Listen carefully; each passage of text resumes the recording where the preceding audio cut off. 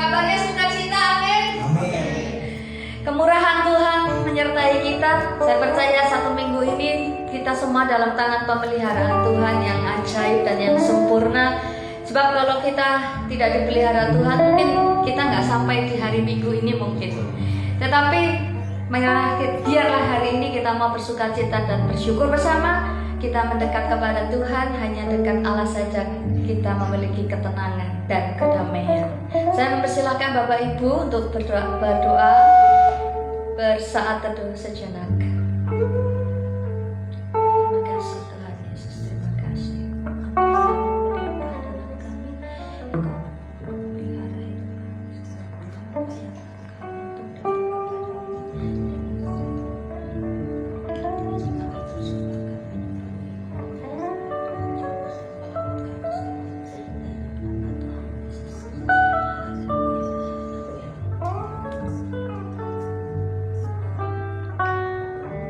Kami mau datang mendekat kepadamu Tuhan, sebab hanya dekat Engkau saja Tuhan. Kami mendapatkan ketenangan, kedamaian, dan di dalam Engkau Tuhan, kami mendapatkan pengharapan yang baru.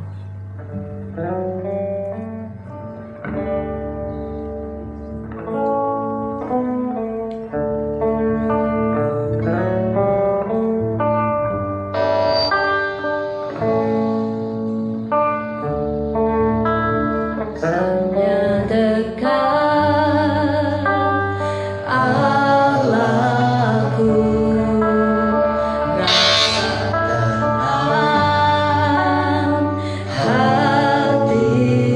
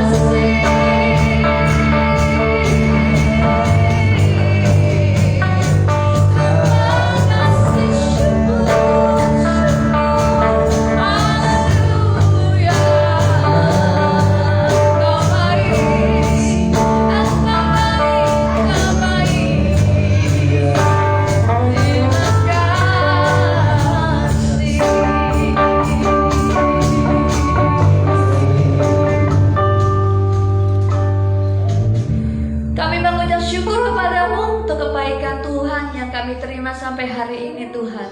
Kami boleh melihat tangan Tuhan selalu menopang dan menolong kami. Hari ini Tuhan menguatkan kami untuk kami boleh berjalan dalam pengharapan yang tidak pernah putus kepada Tuhan. Terima kasih Tuhan, perjanjian-Mu kekal adanya dalam hidup kami. Engkau tidak tergantikan dalam hidup kami Tuhan. Selamanya Kau tetap Allah Raja yang mulia, Allah yang setia dari dahulu sekarang sampai selama-lamanya. Tuhan tidak pernah berubah dalam hidup kami. Biarlah kami yang sudah diberkati Tuhan luar biasa, kami mengucap syukur kepadamu. Kami mau memuji dengan segenap hati. Kami mau bersuka cita seperti Daud memuji Engkau Tuhan. Mari Bapa, biarlah Kau menjamah kami umat-Mu yang hadir pada pagi hari ini. Engkau melawat kami Tuhan. Dan biarlah Tuhan suasana surgawi boleh ada di tengah-tengah kami pada pagi hari. Terima kasih Tuhan. Hanya dalam nama Tuhan Yesus yang siap untuk memuji Tuhan, katakan amin. Puji nama Tuhan yang diberkati Tuhan. Bolehlah berikan tangannya. Amin. Kita diberi kuasa untuk menaklukkan musuh, menaklukkan setiap persoalan kita. Mari kita tetap percaya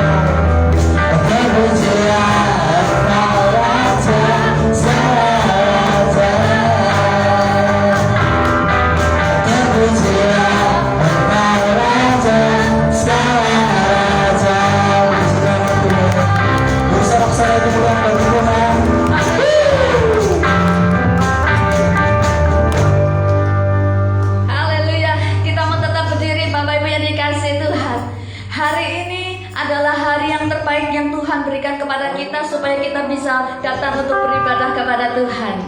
Hari ini apakah ada yang murung? Saya tanya. Ada yang sedih? Beras masih utuh ya? Kelong. Mau beras masih ada atau enggak? Tapi hati yang gembira harus tetap ada dalam hati ini. Hati yang gembira adalah, ayo kita menyanyi buat Tuhan. Hati yang gembira.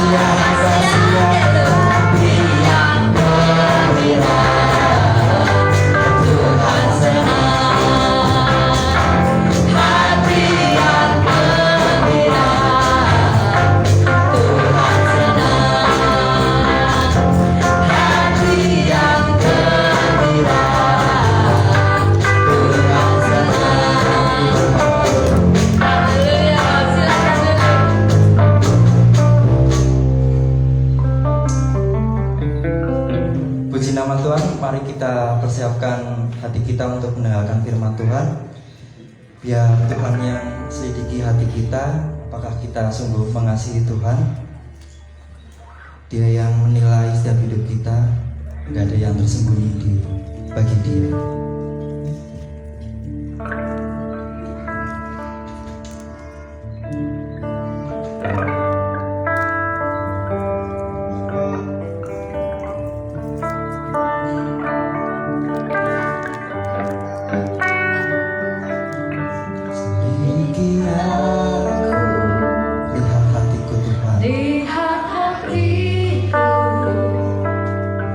Apakah ku sungguh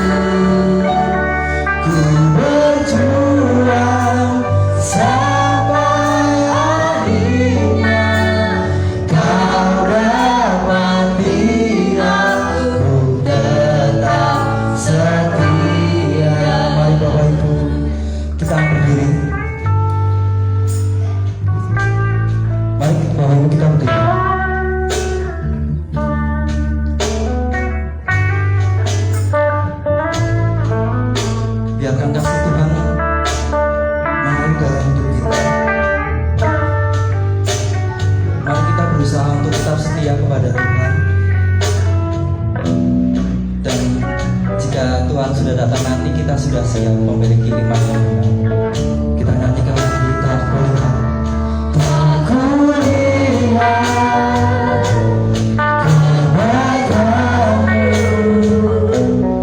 yang tak pernah habis hidupku.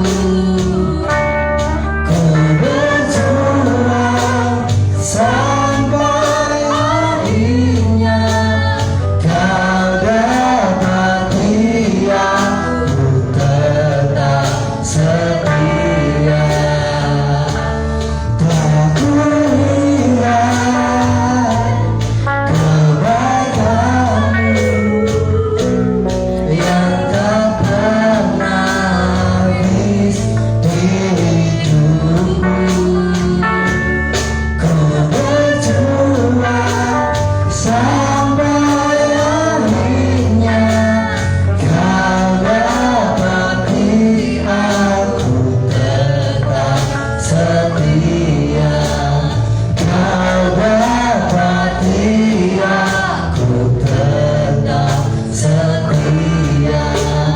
Kau dapati aku tetap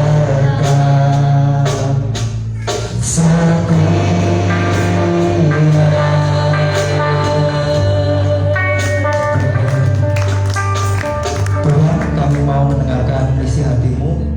Kiranya apa yang gembala kami sampaikan dapat berkenan di hati kami, supaya kami dapat melakukannya di kehidupan kami sehari-hari ya Tuhan. Berkati kami supaya kami memiliki pengertian akan firman-Mu Tuhan. Di dalam nama Tuhan Yesus, yang percaya katakan amin.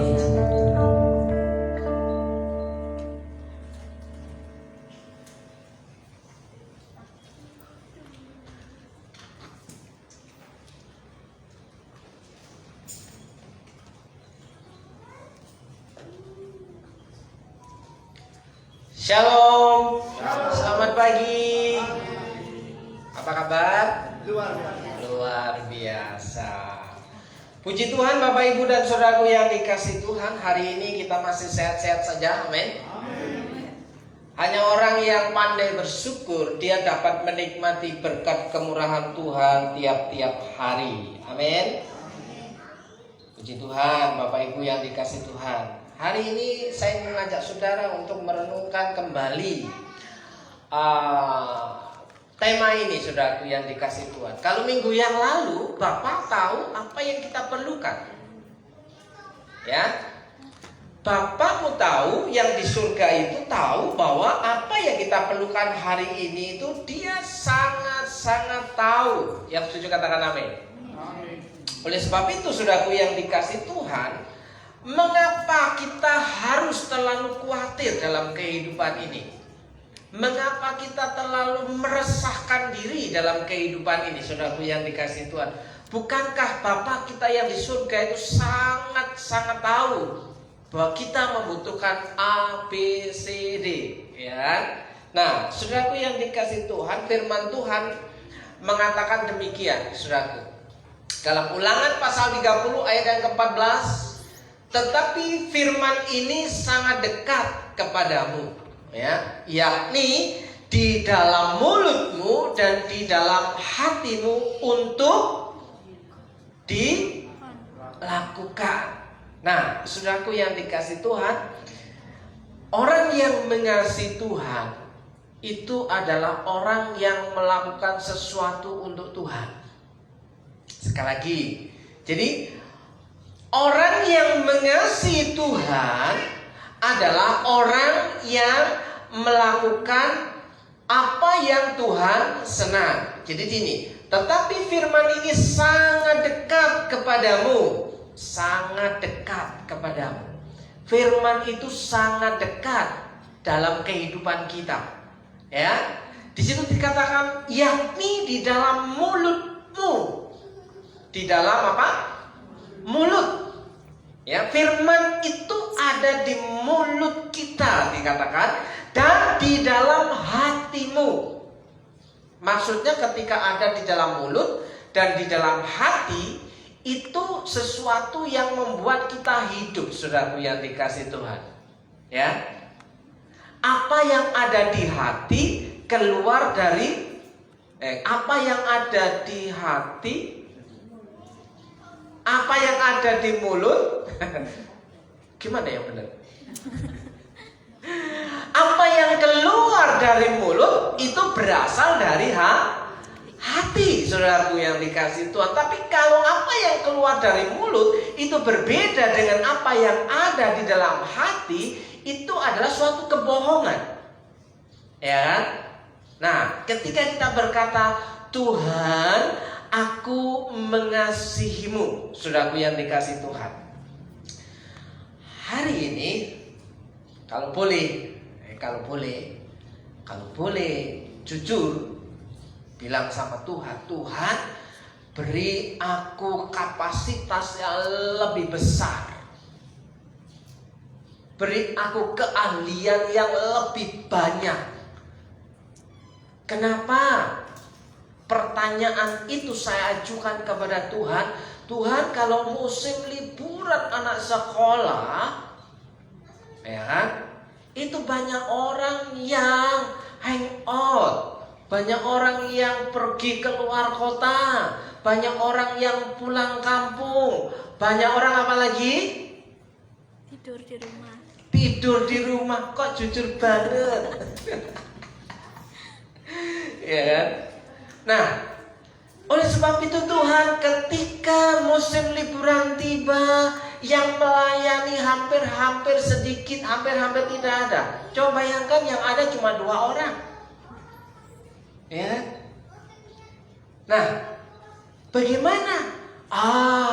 Kan pakai gitar saja cukup. Pakai keyboard aja cukup. Tapi yang menjadi persoalan, siapa yang mau main? Tadi coba bapak mau main apa? Ya. Nah, saudaraku yang dikasih Tuhan, melayani Tuhan, mengasihi Tuhan itu sepenuhnya, sekuat tenaga, all out. Apa yang kita bisa kita berikan kepada Tuhan, walaupun tidak pandai-pandai amat, ya, tidak ahli-ahli amat. Saudara bayangkan, bisa saudara melakukan segala sesuatu seperti seorang ibu. Seperti seorang ibu ketika ada di rumah, dia harus memasak, dia harus menyapu, dia harus ngepel, dia harus gosok, apalagi dia harus masak. Itu keahlian seorang wanita. Nggak tahu wanita zaman sekarang apakah punya keterampilan masih seperti yang sama seperti ibu-ibu pada zaman dahulu, ya kan? Nyari kayu bakar, ya, masak, ngambil air, nyapu, ngempengin anaknya. Apalagi banyak pekerjaan yang dilakukan oleh wanita, seorang ibu, saudara. Dan bagaimana seorang ibu yang hanya punya 2 tangan dan 2 kaki itu bisa mengerjakan semuanya, tapi masih dianggap sebagai seorang pengangguran. Kenapa tidak bekerja? Ya, seorang ibu di rumah, dan apa pekerjaan ibumu? Nganggur di rumah. Ya, betapa Bapak Ibu, tanpa ada seorang ibu yang bijak, seorang ibu yang terampil, seorang ibu yang cakap, rumah menjadi berantakan. Lantai kotor, barang-barang berserakan, ya, badang-badang ada di mana-mana, tidak sempat dibersihkan, baunya apok, baju pada tingkrantel. Ya, tapi ketika ada seorang ibu yang terampil di rumah, maka semua menjadi bersih. Ya kan? Yang kusut digosok, ya kan? Yang bau apok dikasih spray, ya kan? Wangi-wangian, ya. Kalau masih kurang wangi, ya dibelikan semprotan, ya kan? Nah, saudaraku yang dikasih Tuhan, itu kenapa alasan seorang ibu melakukan semuanya itu? Karena seorang ibu sangat mengasihi keluarganya. Coba kalau boleh dihitung-hitung, ya, pekerjaan yang sudah dilakukan oleh seorang ibu itu berapa job yang dilakukan? Masak, belanja dulu, ya. Biasanya kalau yang belanja, kalau dalam sebuah rumah tangga yang punya duit, ya, ada asisten rumah tangga. Yang belanja adalah seorang asisten rumah tangga. Terus biasanya kalau di rumah itu masak, berarti butuh keahlian seorang kayak tukang masak itu apa namanya? Chef. Ya. Sudah 2, ya. 2 job. Nah, belum nyuci dan gosok. Itu pekerjaannya tukang laundry. Sudah 3 job. Lah belum, ya, antar jemput anaknya. Itu tugas seorang abonemen. Berapa?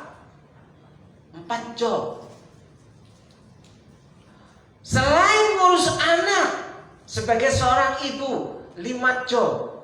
Nanti suaminya pulang ngurus suaminya lagi, 6 job. Itu belum ditambah-tambah yang lain, saudara. Masih dibilang nganggur. Ya karena kerjaannya nggak kelihatan, ya kan? Nah, saudaraku yang dikasihi Tuhan, itu karena mengasihi keluarga, walaupun pekerjaannya tidak dianggap kelihatan, tapi dilakukan dengan sungguh-sungguh all out. Saudaraku yang dikasihi Tuhan, itu bentuk mengasihi. Bagaimana jika kita mengasihi Tuhan? Apakah kita all out melakukan sesuatu untuk menyenangkan Tuhan, atau kita itu dalam mulut mengaku aku mengasihi Tuhan, dalam hati berbeda, dalam tindakan berbeda? Sehingga ayat ini Ulangan pasal 30 ayat 14, tetapi firman ini sangat dekat kepadamu, yakni di dalam mulutmu dan di dalam hatimu. Firman Tuhan itu sangat dekat, artinya firman Tuhan itu dibaca, disimpan dalam hati, keluar dalam ucapan, dan terlihat dalam praktek, karena untuk dilakukan. Firman itu untuk dilakukan, bukan untuk diperdebatkan. Ya kan? Kalau untuk diperdebatkan, itu ahli-ahli yang ada di kampus-kampus, saudaraku. Di sana memang tugasnya memperdebatkan suatu teori. Jadi di kampus-kampus itu banyak orang-orang ahli debat. Di kelas-kelas itu ada yang presentasi dan ada yang menanggapi. Maka di situ ditemukan formula-formula untuk merumuskan sesuatu yang benar menurut kaidah. Itu yang ada di kampus. Tapi dalam kehidupan nyata, itu yang dilihat adalah tindakan untuk dilakukan. Jadi bukan seberapa orang itu pintar cerita, ya kan? Guru sekolah minggu itu hafal, ya, hafal cerita Alkitab, ya. Itu guru sekolah minggu untuk menceritakan kepada anak-anaknya. Oh, ceritanya salah, tapi banyak cerita yang salah oleh guru sekolah minggu yang mengajarkan, ya. Buktinya ada lagu yang tetap diajarkan, dong dong dong, ya. Emang iya iblis itu sembunyinya di bawah kolong, ya kan? Nah, terus ada lagi lagunya yang lain, ya. Apa itu? Ya, Bapak Ibu seringkali tidak sadari, ternyata kita mengajarkan hal yang salah kepada anak-anak, ya kan?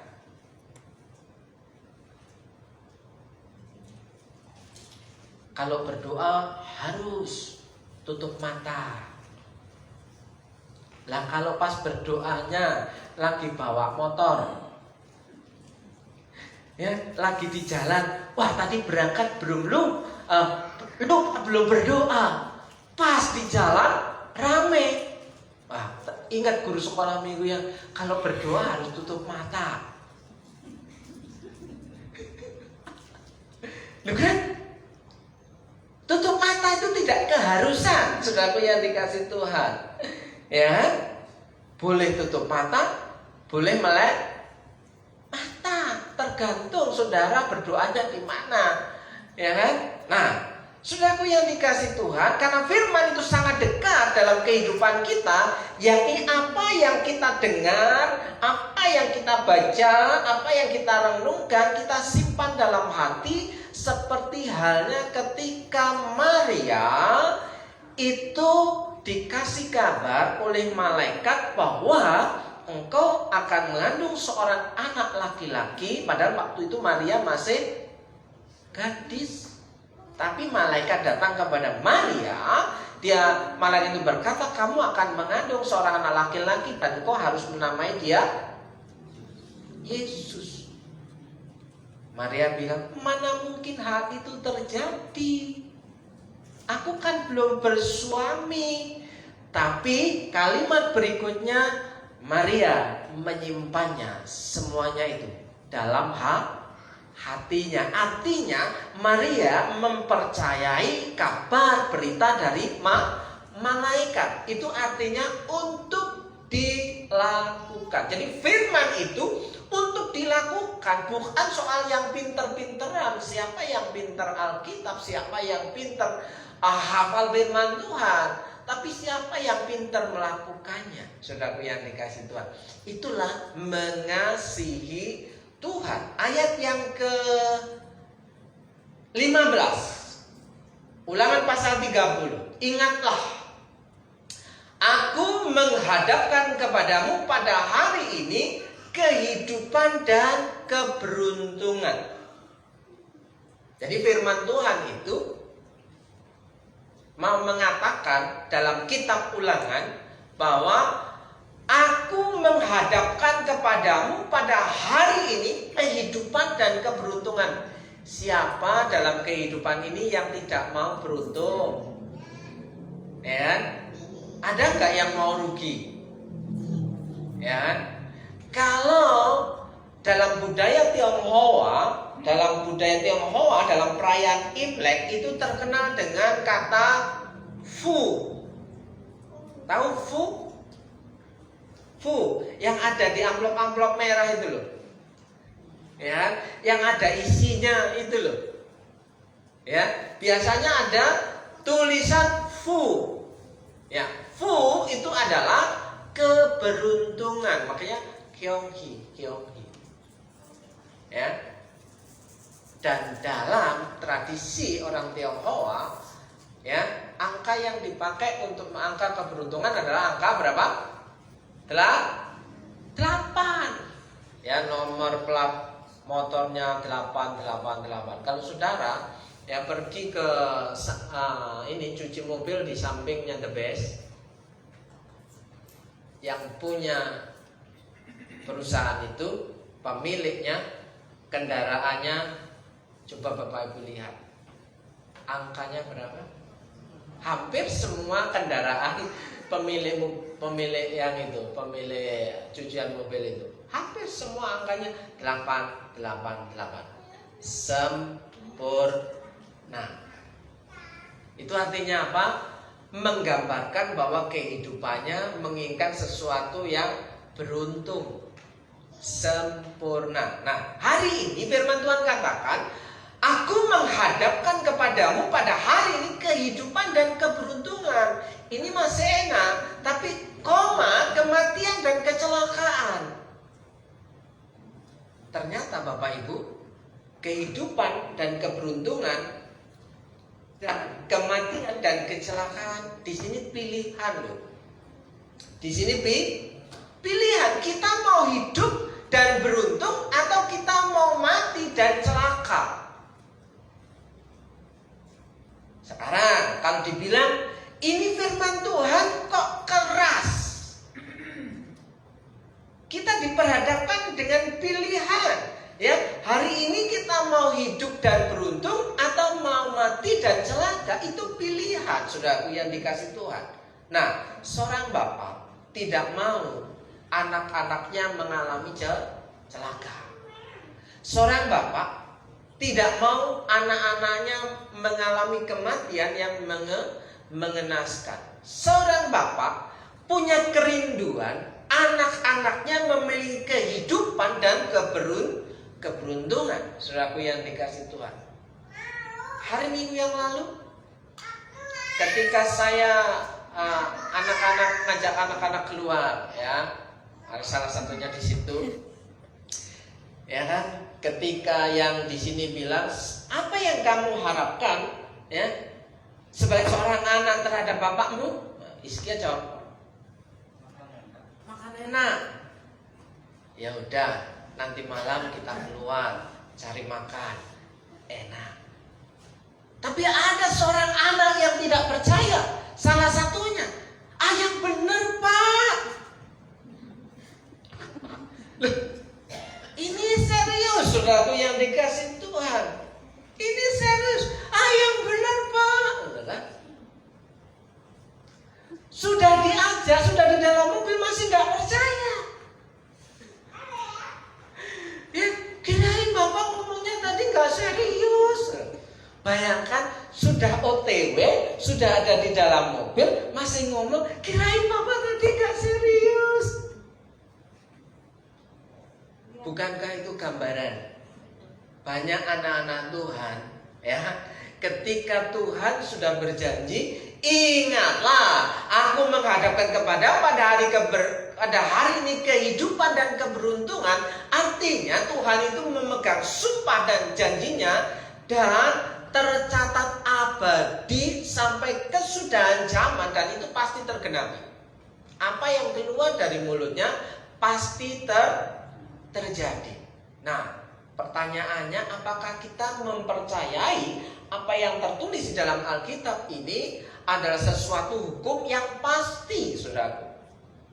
Itu gambarannya ketika ada seorang anak, ya, serius Pak, yang benar tadi kirain bohongan, gitu kan? Betul kan? Ya, yang ketawa, yang nyengir itu orangnya, ya.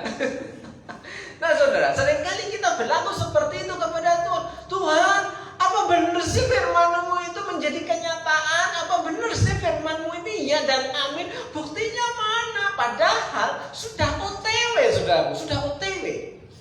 Ya, tapi kita kurang yakin. Nah, saudaraku yang dikasih Tuhan, hari ini bukan sebuah kuis, tapi hari ini ada sebuah pilihan. Apakah kita mau menjadi orang yang menyenangkan hati Tuhan karena kita mengasihi Tuhan, atau orang yang membuat Tuhan itu sakit hati? Kenapa? Karena Tuhan merasa dikhianati.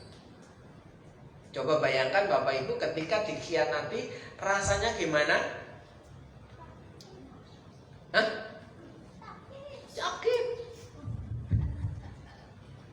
Ya, ketika ditinggalkan rasanya gimana?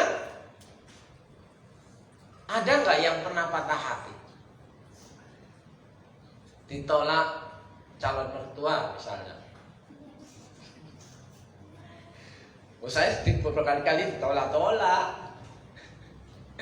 Ya, saudaraku, saya pernah cerita ke Mas Brando. Saya ditolak calon mertua itu karena saya tidak punya pangkat yang balok patah.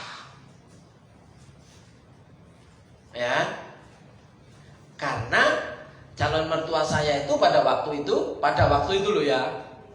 Ya.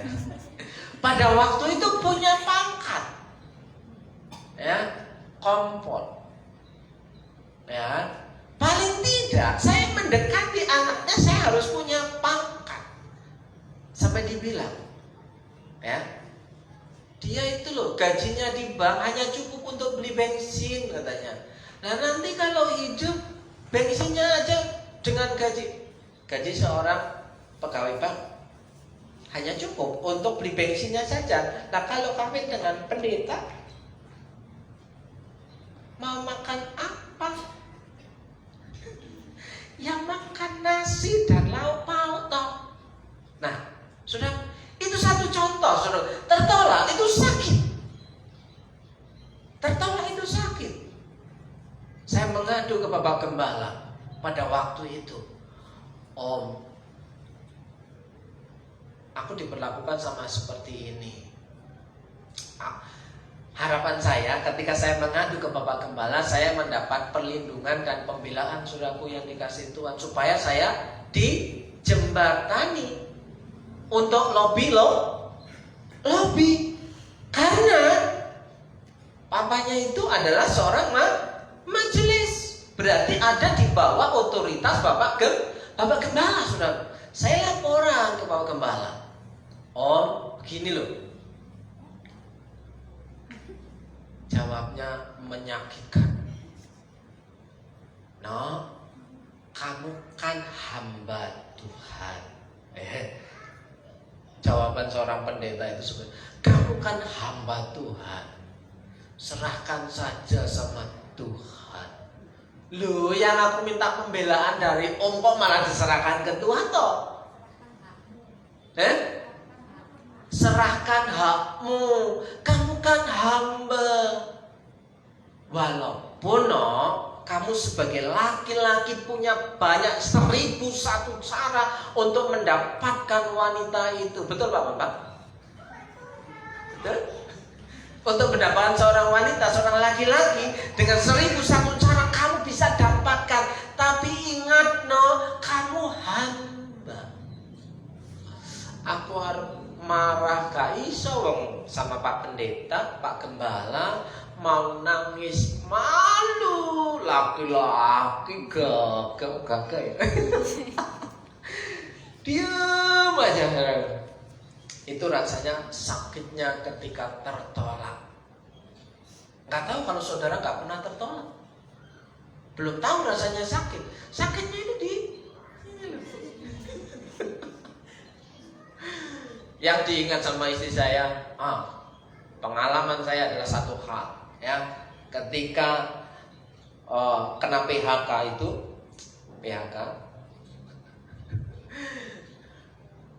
saya tidak keluar kata-kata dia yang ingat katanya. Ya, saya sih nggak percaya, saya nggak keluar dari kamar itu 3 hari, nggak keluar sampai teman-teman itu saya datang. Yang ngintip-ngintip dari jendela, pokoknya ada celah diintip. Dari situlah didobrak pintu kamarnya.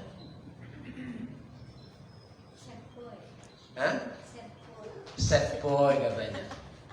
Ya, nangis enggak, ngomong enggak, ketap-ketip di dalam kamar, pokoknya pintunya dikunci. Itu namanya menyendiri. Ya Iya. Menyendiri, ya kan?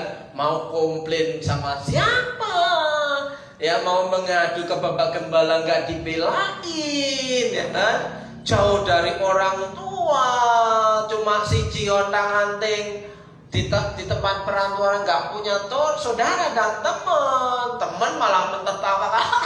Dia ditinggal sama pacarnya, gak boleh sama calon mertuanya, ngunci diri, dia ditertawain sudah.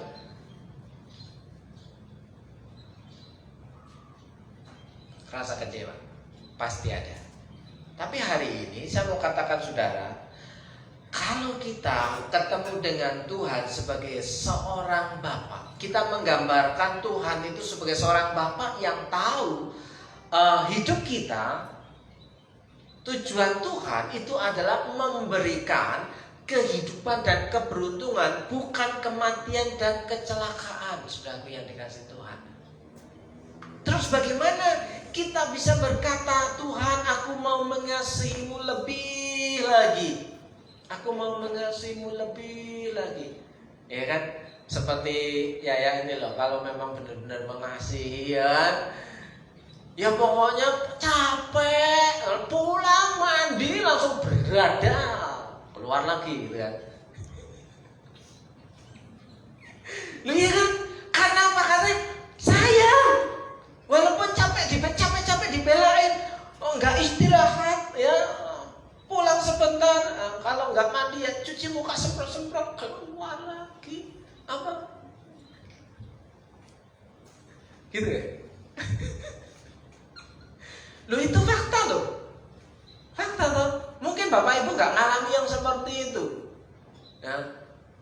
Tapi bersyukurlah yang mengalaminya, saudara. Tahu rasanya bagaimana mengibaratkan, mendefinisikan rasa sayang. Yang ya tentu kalau orang yang sudah berkeluarga ketika mendekati pasangannya pada waktu itu bagaimana caranya? Ketika seorang pasangan muda punya anak, bagaimana ia menyayangi anaknya? Ya kan? Sayang sama anaknya. Ya, di situ saudaraku, seorang bapak tidak mau anak-anaknya mengalami kematian dan kecelakaan. Seorang bapak mengharapkan, punya tujuan yang pasti bahwa seorang bapak akan memberikan kehidupan dan keberuntungan kepada anak-anaknya. Yang menjadi respon kita sebagai seorang anak adalah mengasihi, membalas. Ya, ada sebuah lagu. Dengan apakah aku membalas kasihmu, itu gimana? Terus kebaikanmu. Terus nah, menyembahmu Yesus. Loh, menyembahmu Yesus, gimana sih kita itu menyembah Tuhan? Kalau namanya menyembah Tuhan itu semakin dekat dengan Tuhan, apa semakin jauh dengan Tuhan? Kalau mengasihi itu semakin dekat, apa semakin jauh? Dekat. Ya. Kalau bisa tiada hari tanpa dirimu. Ya kan? Kalau bisa sedih sepanjang hidupku. Mas Ukur itu tahu lagunya. Iya, sepanjang hidup kita kalau bisa itu untuk orang yang kita kasih. Pertanyaannya, apakah kita mengasihi Tuhan dengan sebuah konsekuensi? Apakah kita mau mengiring Tuhan di sepanjang kehidupan kita? Nah, saudaraku yang dikasih Tuhan, Ulangan pasal 30 ayat yang ke-16.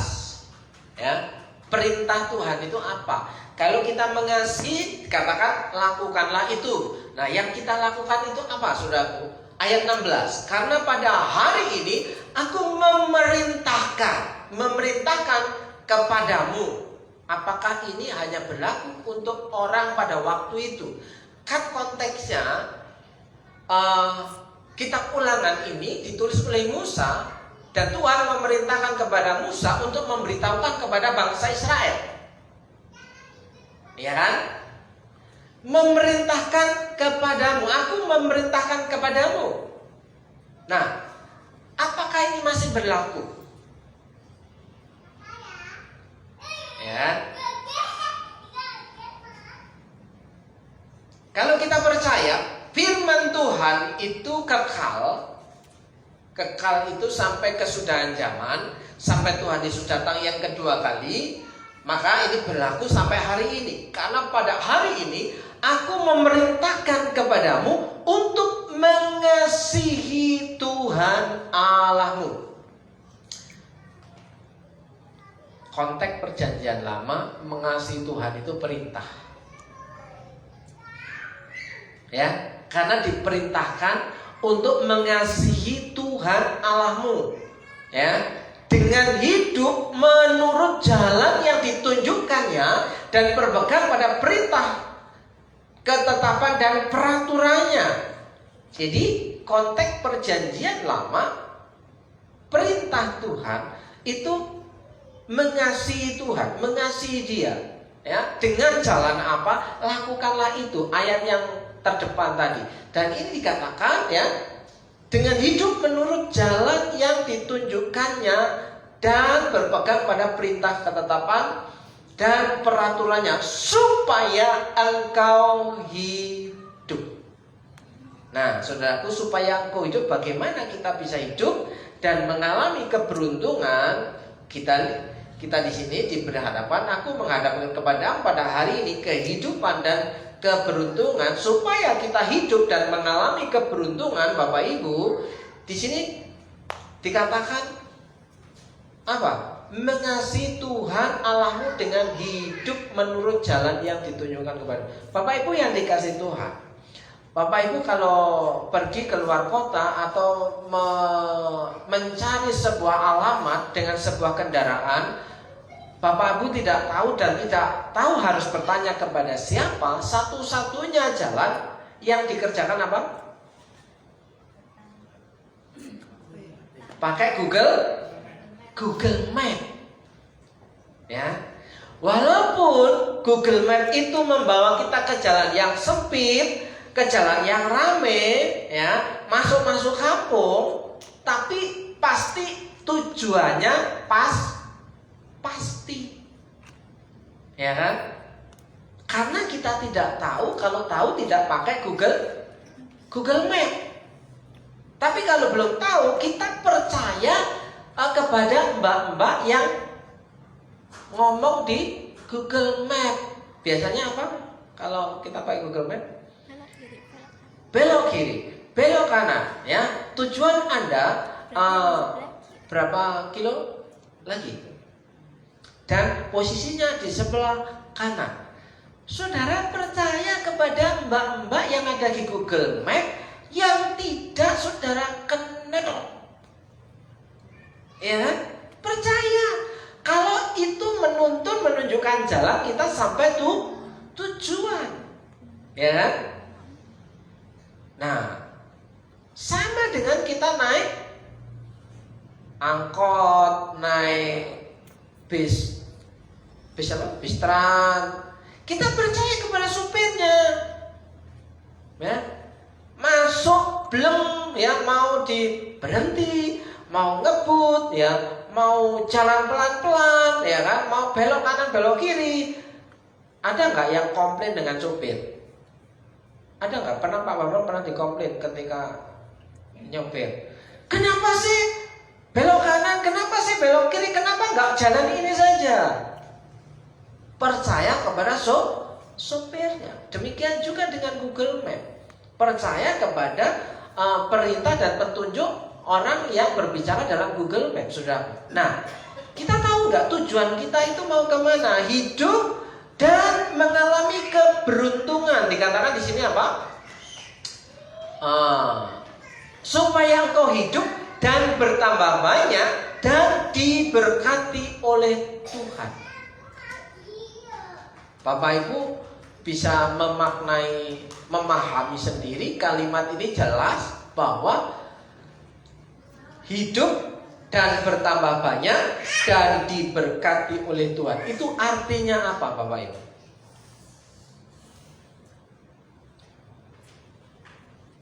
Mengalami kehidupan dan keberuntungan, saudaraku yang dikasih Tuhan. Nah, banyak orang ingin hidupnya mengalami keberuntungan, tapi tidak mau mengikuti petunjuknya. Kalau dibilang petunjuknya dari mana? Baca lagi Alkitab. Alkitabnya tebel, ya memang tebel. Kalau tipis itu namanya stensil. Ya Bapak masih ingat waktu zaman stensilan waktu itu. Apalagi Mas Jo, ya, suka baca stensilan nggak itu Mas Jo? Enero, oh enggak ya? Oh enggak ya? Ya udah. Nah, saudaraku, perintah Tuhan jelas, ya. Pada hari ini kuperhadapkan kepadamu, ya, kehidupan dan keberuntungan atau kematian dan kecelakaan. Silakan saudara pilih, ya, tidak bisa dipaksa. Tapi seorang bapak mau anak-anaknya mengalami kehidupan dan keberuntungan, dan caranya adalah dengan, ya, hidup menurut jalan yang ditujukanmu. Pelita bagi kakiku, terang bagi jalanku. Mau lewat jalan terang atau mau jalan gelap? Saudara yang dikasih Tuhan. Nah, Bapak Ibu yang dikasih Tuhan, coba kliknya di ini. Ini hasil jalan-jalan.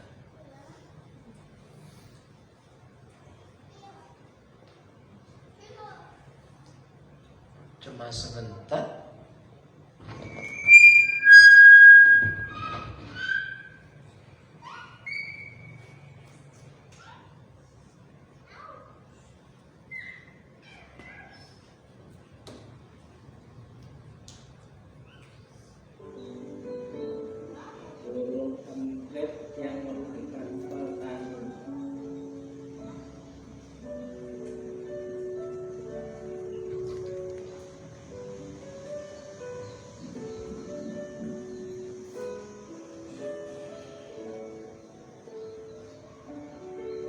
Tuh lihat burung emprit. Ini persawahan saudaraku, persawahan di daerah Bobosan.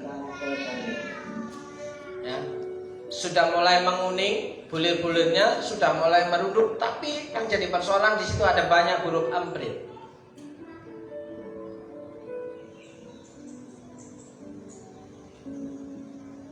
Nah, itu lihat hamparan tanaman padi yang banyak burung empritnya.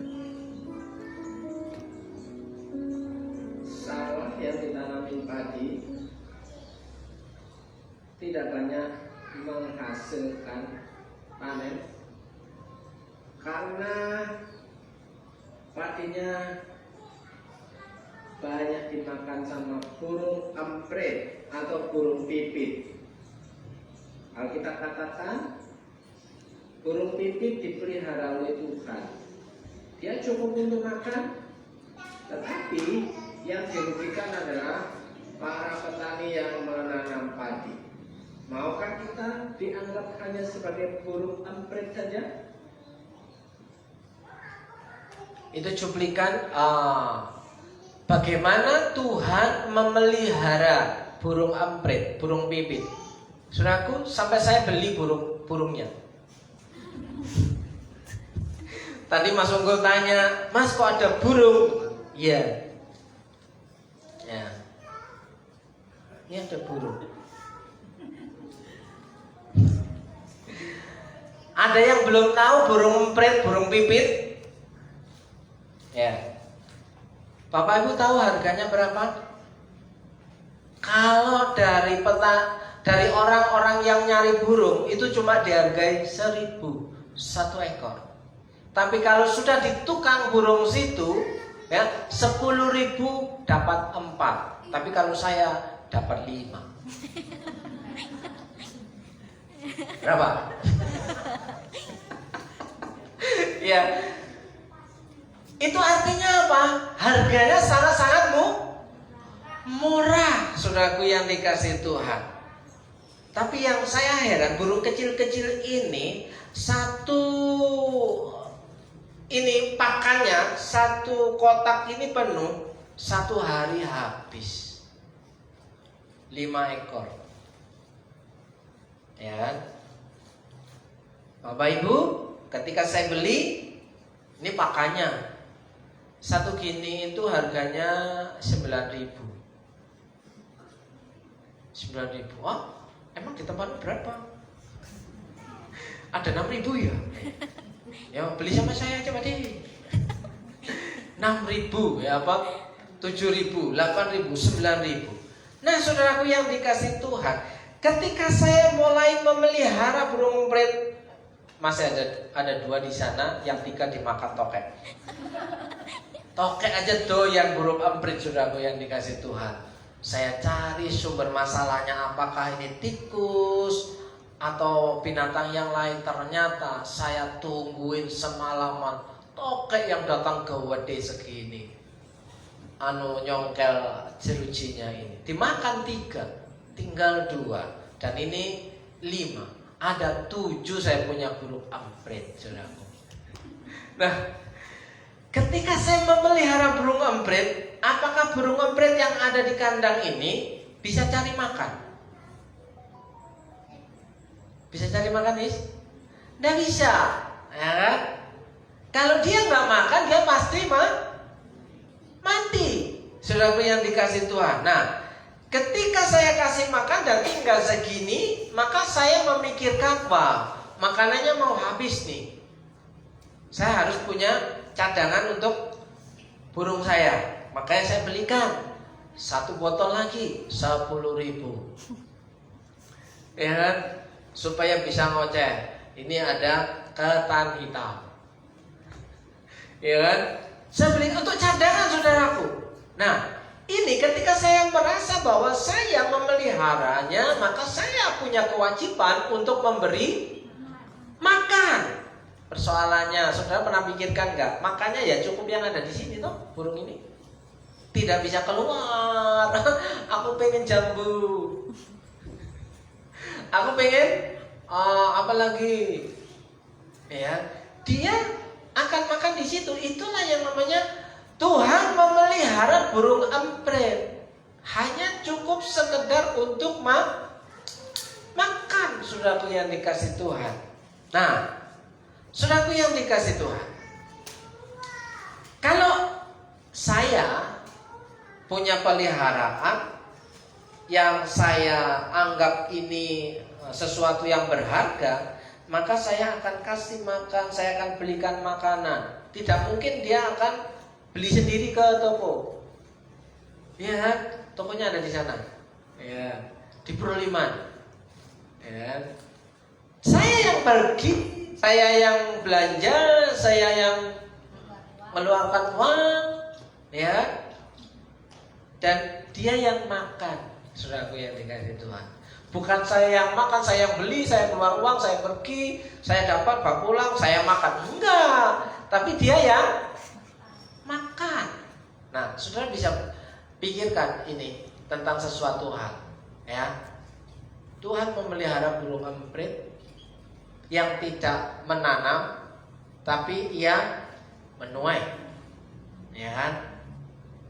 Tapi engkau dikatakan lebih berharga daripada burung pipit, burung emprit. Artinya kita tidak sama sederajat dengan burung emprit.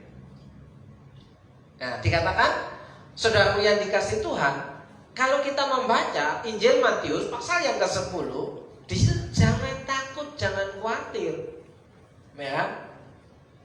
Kalau kita mau mengasihi Tuhan, kita pasti tertolong dan terpelihara, mengalami kehidupan dan keberuntungan seperti burung ini. Saya pastikan dia tidak akan mengalami kelaparan, dan Tuhan tahu apa yang kamu perlukan, saudara yang dikasih Tuhan. Tapi saya punya harapan enggak? Burung ini ngapain? Harapan saya supaya dia berkicau. Kalau saya punya burung nggak bunyi, kalau Bapak Ibu punya peliharaan, kalau misalkan burung nggak bunyi, kira-kira apa yang dilakukan? Buka kandang, lempar, supaya terbang, saudara yang dikasih, ya kan? Kenapa tertawa ya? Buka kandang, lempar. Karena diharapkan dari seekor burung itu bunyinya, saudaraku. Saya punya harapan tak kasih makan, tak cuci, hampir tiap pagi dan sore buangi kotorannya, saudaraku yang dikasih Tuhan. Yang saya harapkan cuma satu, supaya dia bunyi, cici cuit gitu kan. Ya, itu yang saya harapkan. Tapi kalau dia, harapan saya tidak tercapai, ya untuk apa saya pelihara? Itu gambaran, iya kan?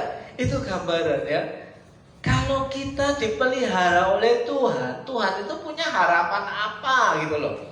Kalau kita dipelihara oleh Tuhan, Tuhan itu punya harapan apa? Tentu harapannya kita mengasihi Tuhan. Cintanya tidak bertepuk sebelah tangan. Tuhan sudah begitu besar mengasihi kita, harusnya kita juga membalas kasih Tuhan, tidak bertepuk sebelah tangan. Nah, saudaraku, kalau cinta Tuhan bertepuk sebelah tangan, apa yang terjadi? Ini saudaraku, ya. Ayat selanjutnya 17 dan 18. Tetapi jika hatimu berpaling, ya, jika hatimu berpaling, jika hatimu berpaling, tahu maknanya? Tahu? Jika hatimu berpaling, yang tadinya aku menghadap seperti ini, maka jika berpaling itu langsung begini. Apa namanya? Membelakangi. Nah, itu namanya pengkhianatan, saudaraku. Tetapi jika hatimu berpaling dan engkau tidak mau mendengar, namanya berpaling kok mendengar.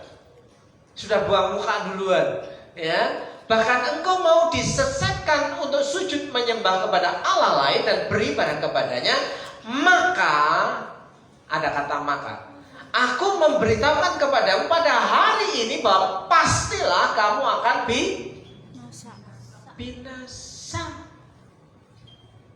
Ketika berpaling dari Tuhan, di situ dikatakan pastilah kamu akan binasa.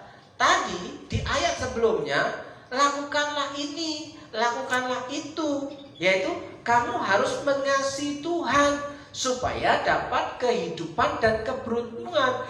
Kalau kamu berpaling dari Tuhan, yang terjadi adalah pastilah kamu akan binasa. Tidak akan lanjut umurmu di tanah kemana engkau pergi menyeberang sungai Yordan untuk mendudukinya.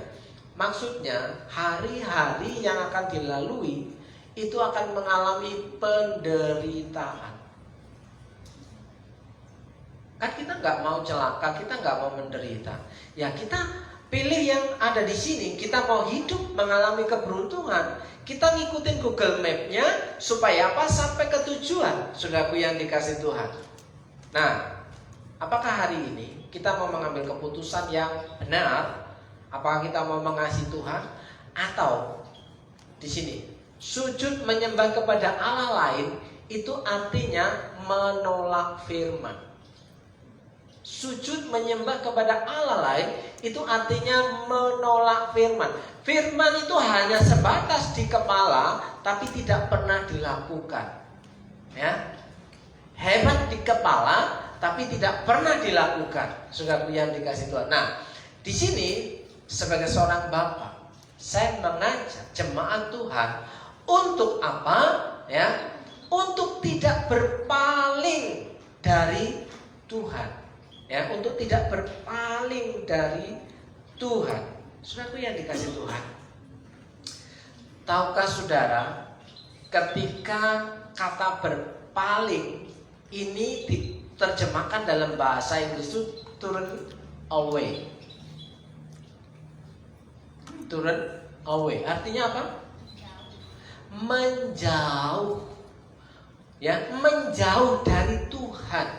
Namanya menjauh itu lama-lama kecebur. Ya, tidak mungkin ketika menjauh itu sampai kepada tujuannya. Kalau menjauh itu lama-lama kecebur jurang. Kalau Bapak Ibu nggak percaya, periksa versi NIV atau King James Version. Ya, di situ dikatakan turn away. Ya, menjauh. Nah, saudaraku yang dikasih, kata lainnya itu juga dipakai kata reject.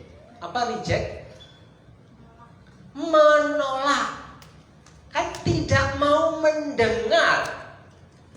Ya. Loh, orang yang tidak mau mendengar kebenaran firman Tuhan dan menolak firman Tuhan, masa menginginkan kehidupan dan keberuntungan? Firman Tuhan jelas, hari ini aku berharapkan kepadamu kehidupan dan keberuntungan, kematian dan kecelakaan. Silahkan hari ini mulai dipikirkan. Karena apa? Kita tidak tahu umur kita berapa lama. Kemarin saya bilang sama Pak ini, kita ini tinggal sisa aja lebih ya. Sisa, ya. Kalau Alkitab kasih acuan 70 tahun, kita umur berapa? 50 tahun ya tinggal 20 tahun. Kalau kita umur 60 tahun ya tinggal 10 tahun. Nah, kita umur 65 ya tinggal 5 tahun lagi toh. Ah, ya enggak kayak gitu lah. Lah siapa tahu besok langsung dipanggil. Kan orang mati enggak jelas umurnya berapa, harus mati tak umur sekian. Buktinya Pak Kuncoro umurnya berapa Pak? Halo. Halo. 90. Oh, 90. Normal sehat masih tiap minggu kita buatin Indomie goreng. Lah, tidak ada pantangan, masih makan mie instan. Ya kan? Minumnya teh manis, masih pakai gula. Loh, sehat. Bersyukur kalau dikasih kesempatan seperti Pak Kuncoro, 90 sehat tanpa ada pantangan, masih bisa beribadah. Sekarang banyak orang umur 50.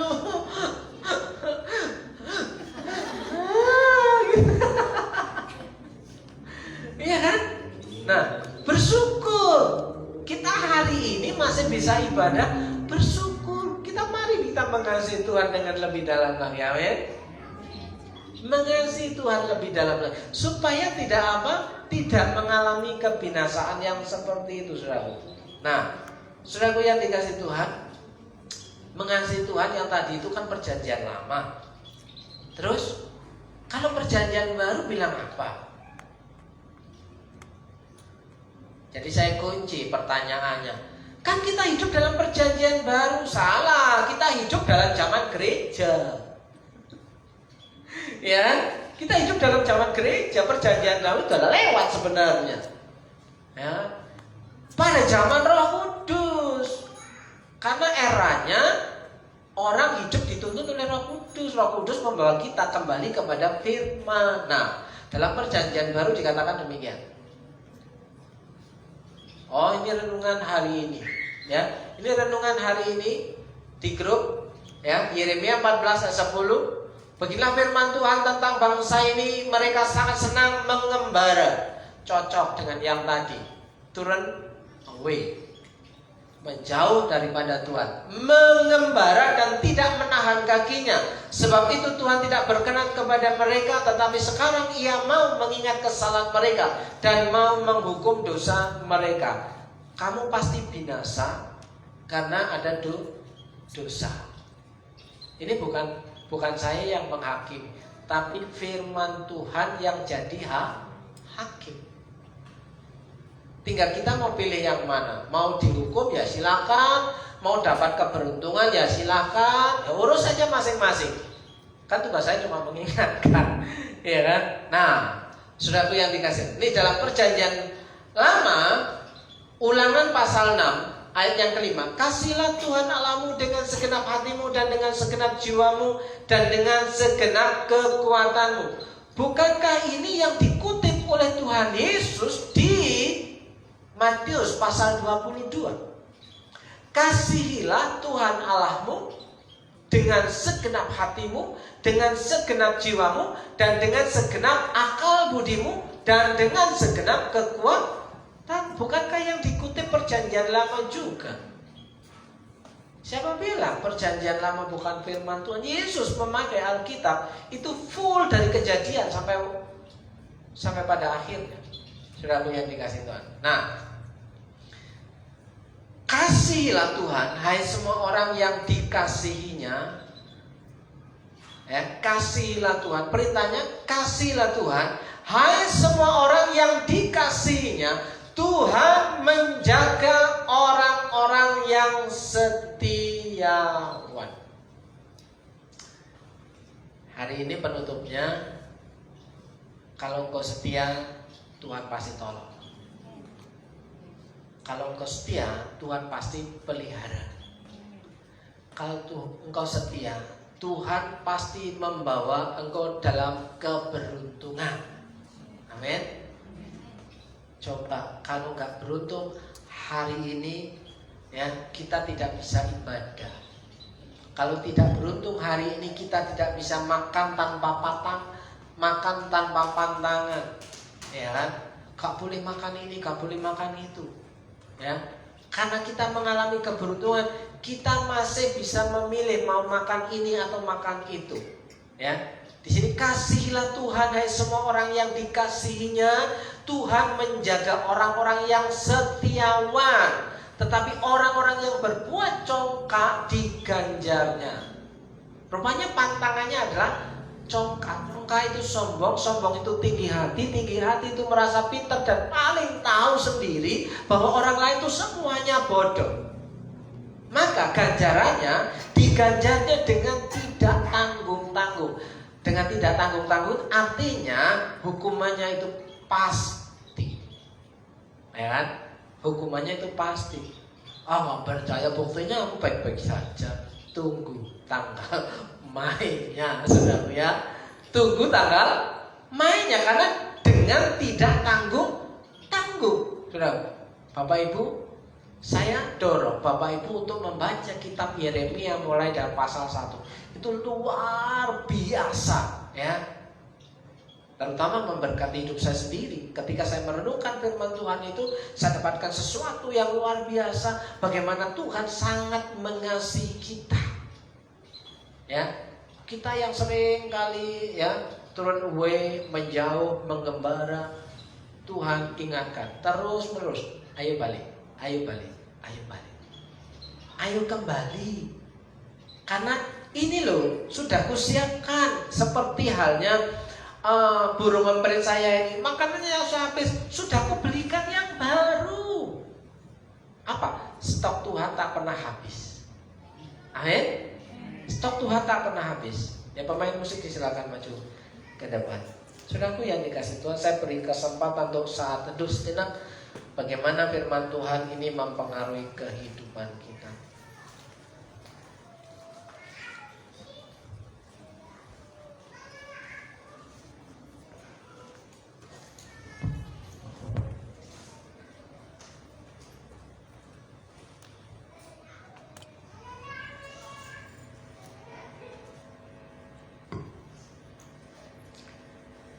Terima kasih Tuhan, hari ini kami mendapatkan sesuatu yang baru yang selama ini tanpa kami sadari bahwa kami sungguh menjauh dari Engkau Tuhan.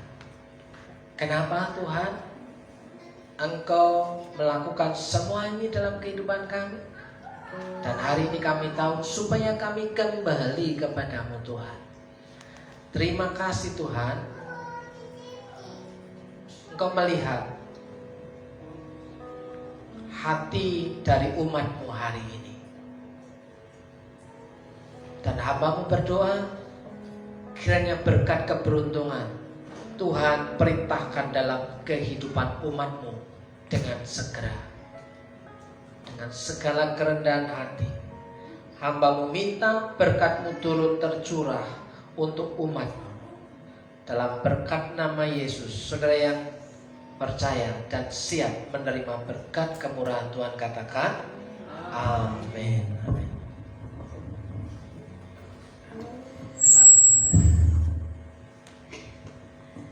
Bapak Ibu, burung di dalam sangkar saja dipelihara dan pemiliknya pasti akan bertanggung jawab untuk terus memberi makan. Apalagi kita umat pilihan Tuhan. Tuhan akan bertanggung jawab atas hidup kita dan akan tetap memelihara kita sampai pada akhirnya. Amin. Kita akan memberikan yang terbaik buat Tuhan.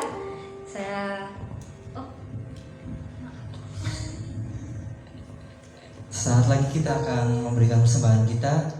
Saya undang para petugas kolektan untuk maju ke depan dan saya mohon Bu Suci untuk doa persembahan.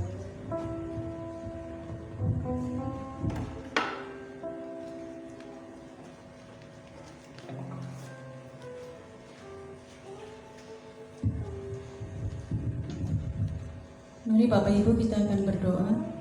Bapa di dalam sorga, kembali kami mengucap syukur untuk pada kesempatan siang hari ini Bapa. Kami bersyukur Bapa untuk firman-Mu hari ini Bapa. Kami percaya Engkau selalu memelihara kami Bapa. Bapa, kami sebentar akan mempersembahkan Bapa. Kiranya Engkau memberkati setiap apa yang kami berikan Bapa, sehingga dapat berguna untuk pemeliharaan tempat-Mu di tempat ini Bapa. Terima kasih Bapa, Engkau sudah memberkati kami, Engkau memberkati setiap jemaat-Mu yang sudah memberikan persembahan ini. Engkau memberkati mereka berlipat kali ganda. Terima kasih Bapa, hanya di dalam nama Tuhan Yesus Kristus kami sudah berdoa dan mengucap syukur. Haleluya. Amin. Hati yang gembira adalah obat yang manjur seperti obat. Hati yang senang tapi semangat yang patah. Kekan Tuhan kasihan hati yang gembira. Tuhan senang hati yang gembira adalah obat yang manjur seperti obat. Hati yang senang jalan Tapi semangat yang patah. berikan Tuhan kasihan hati yang gembira. Tuhan senang hati yang gembira. Tuhan senang hati yang gembira. Tuhan senang.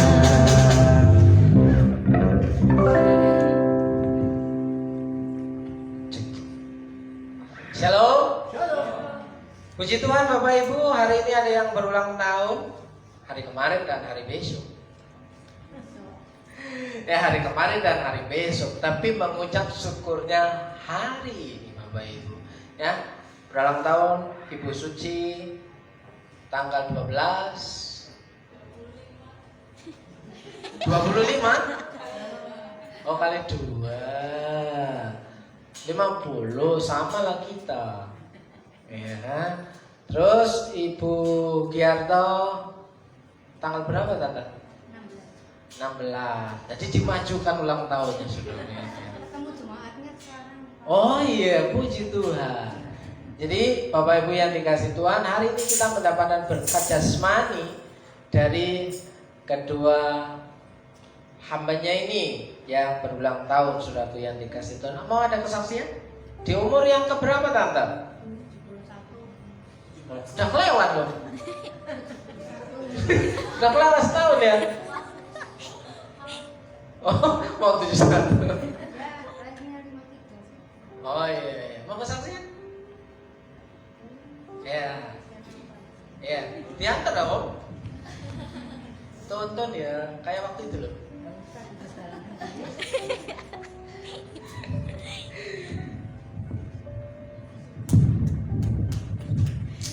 Salam. Shalom. Kesaksian tapi cuma sedikit biar cepat pulang. Ya, itu pertama-tama saya mengucapkan syukur dan terima kasih kepada Tuhan karena pemeliharaannya, karena kasih setianya Tuhan tidak ada berhentinya. Untuk keluarga saya, aku mengucap syukur sekali dijaga kesehatan maupun keuangan. Terima kasih ya. Terus saya mau cerita sedikit dulu. Waktu di Karangpucung saya jualan apa-apa cuma sedikit gitu. Wong beli telur aja cuma 3 kilo. Tapi kemurahan Tuhan di sini sekarang tambah rame, tambah bukan obatan ya, tambah segalanya, sehingga saya merasakan seneng ya, karena berkat Tuhan tidak pernah berhenti buat saya, buat kami sekeluarga. Ya sudah, kayak gitu aja. Terima kasih. Semoga Tuhan berkati kita semuanya. Bu Yuli, silakan.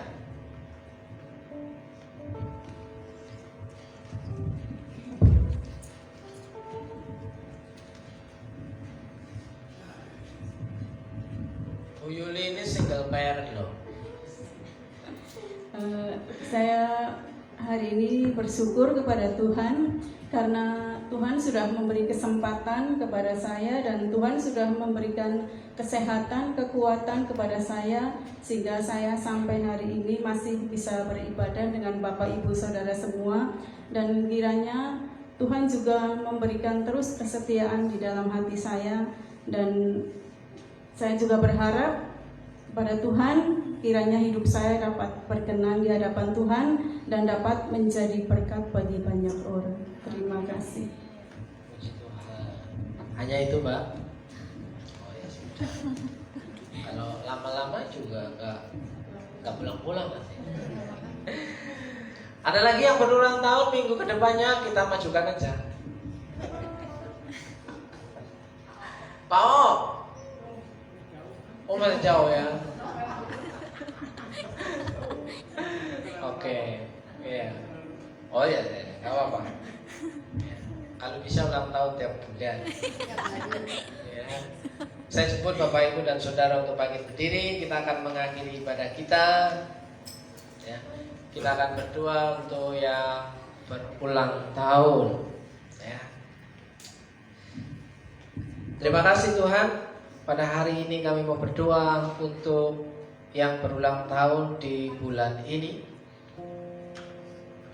Berdoa untuk Ibu Suci, berdoa untuk Ibu Giarto. Kiranya Tuhan nyatakan janji firman-Mu yang kami dengar hari ini, bahwa Engkau akan menjaga, memelihara dan menolong Ibu Suci dan Ibu Giarto. Berkati dengan berkat kesehatan, berkati dengan berkat sukacita damai sejahtera, dan berkati dalam segala hal dalam kehidupannya untuk dapat menikmati hidup dalam pemeliharaan Tuhan yang serba cukup, bahkan lebih daripada cukup, sehingga dapat menjadi berkat bagi banyak orang.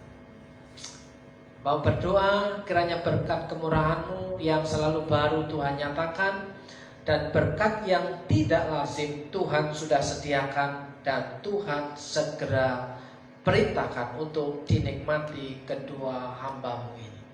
Dalam berkat nama Yesus kami rindu Engkau memakai lebih lagi di hari-hari yang akan datang. Dalam berkat nama Yesus. Saudaraku yang dikasihi Tuhan, malah kita pulang dengan menerima berkat firman Tuhan. Jika engkau baik-baik mendengarkan suara Tuhan Allahmu dan melakukan dengan setia segala perintahnya yang kusampaikan kepadamu pada hari ini, maka Tuhan Allahmu akan mengangkat engkau di atas segala bangsa di bumi. Segala berkat ini akan datang kepadamu dan menjadi bagianmu jika engkau mendengarkan suara Tuhan Allahmu. Tuhan memberkati engkau dan melindungi engkau. Tuhan menyinari engkau dengan wajah-Nya dan memberi engkau kasih karunia. Tuhan menghadapkan wajah-Nya kepadamu dan memberi engkau damai sejahtera. Dalam berkat nama Yesus, Tuhan memberkati hidupmu, memberkati rumah tanggamu, keluargamu, pasanganmu, anak-anakmu, bahkan orang yang tinggal bersamamu. Berkat-berkat yang baru Tuhan nyatakan dan perintahkan mendatangi kehidupanmu. Bahkan berkat yang tidak lazim disediakan untuk orang-orang yang setia. Dalam berkat nama Yesus diberkati usahamu, pekerjaanmu, apa yang menjadi jeri lelahmu.